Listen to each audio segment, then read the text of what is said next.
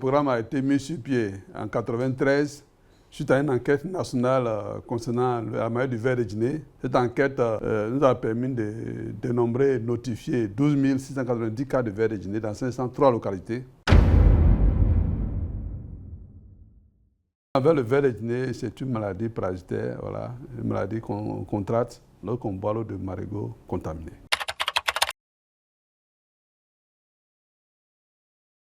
Les signes de cette maladie, il faut dire qu'entre la phase de contamination et la phase de manifestation des maladies, l'incubation, ça peut mettre 9 mois à 14 mois. Alors, donc les signes même que le malade ressent, ce sont les signes de sortie du ver.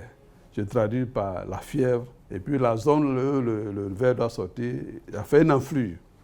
Ça fait une enflure, un odème, soit au niveau du membre, si c'est le pied, au niveau du pied, une enflure, et c'est là que le ver cherche à sortir. Voilà. Et cette sortie se traduit par une douleur, vraiment une brûlure. Ça fait très chaud, ça brûle la personne. Et très souvent, elle cherche à tremper le membre dans l'eau, parce que lorsqu'elle trempe le membre dans l'eau, ça calme la douleur.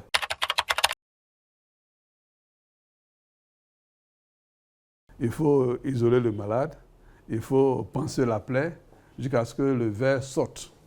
Et vous le voyez, on fait sortir le ver un peu, voilà, soit sur des bûchettes. Il faut faire sortir le ver, mais pas de façon traumatisante.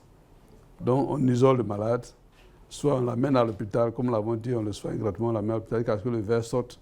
Et pour l'instant, il n'a pas accès aux eaux de surface pour contaminer l'endroit.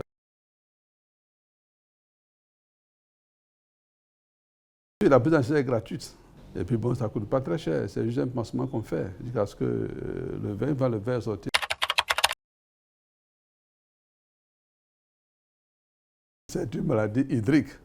C'est une maladie qu'on contracte lorsqu'on boit l'eau de mauvaise qualité. Comment éviter cette maladie? À l'époque, c'était endémique.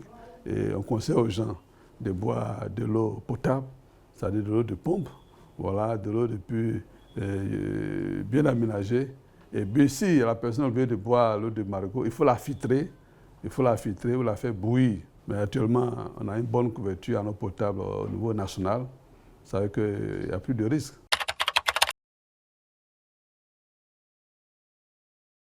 Il y a 4 stratégies qu'on a développées pendant les phases.